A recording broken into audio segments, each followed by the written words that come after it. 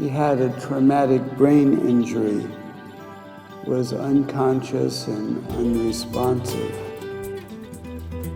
He abandoned us, and when he was home, there was always arguing and fighting.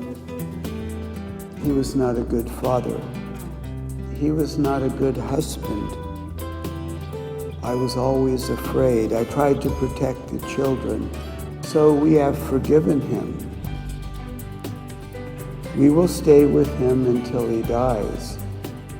We hope Jesus will forgive him and heal him so he won't be lost. The parable of the narrow gate is uncomfortable to hear. Jesus tells us, "Strive to enter the narrow gate, for many will attempt to enter, but will not be strong enough." And after the master of the house has arisen and locked the door, then you will stand outside and say, "Lord, open the door for us." And he will say to you, "I don't know where you are from." The key to open the door, I think, is mercy and forgiveness. Let me tell you a story about that. I was called to the hospital late in the evening some time ago to anoint a patient in the ICU. He had a traumatic brain injury, was unconscious and unresponsive. His wife and 2 daughters were in the room when I came, and I asked them to tell me something about him. And the oldest daughter spoke first. And she said, "There is nothing to tell." After a long silence, she said, "There's nothing to say. He abandoned us, and when he was home, there was always arguing and fighting. He was not a good father." And then her mother quietly said, "He was not a good husband.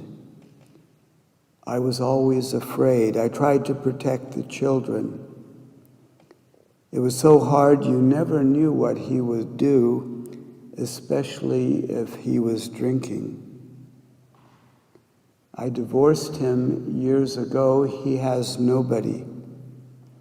We know he is dying, and we do not want him to die alone.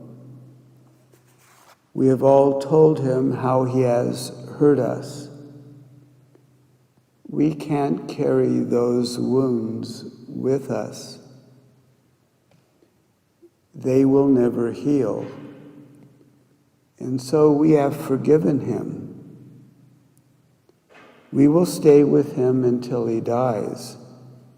We hope Jesus will forgive him and heal him so he won't be lost." Takes your breath away.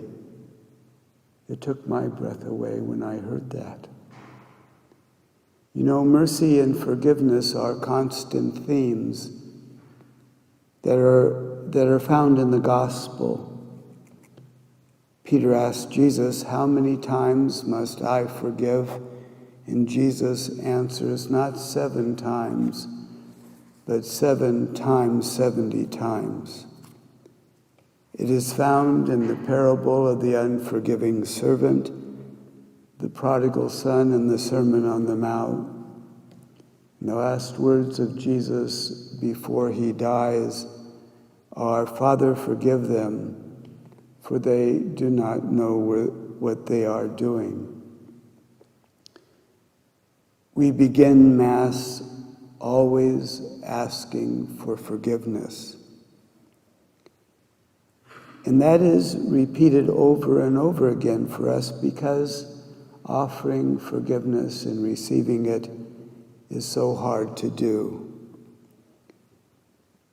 We hold on to our anger, we nurse old wounds, we recall painful memories, and it enkindles the fires of anger and resentment. And sometimes we create a whole list of conditions that have to be met before we forgive. And we rehearse that list over and over again. And we say to ourselves, I have been wrong, made to suffer, it has changed my life. I have a right to my anger. Or we say, I have been hurt, and things have to be made right before I forgive. There is some truth in that for justice and for healing and for the restoration of trust. But it seems to me that we do not become whole or not healed by holding on to our anger. We forgive so that we won't change, so that our anger and hurt does not turn on us, envelop us in darkness, harden our hearts, make us bitter, but especially make us unable to experience joy.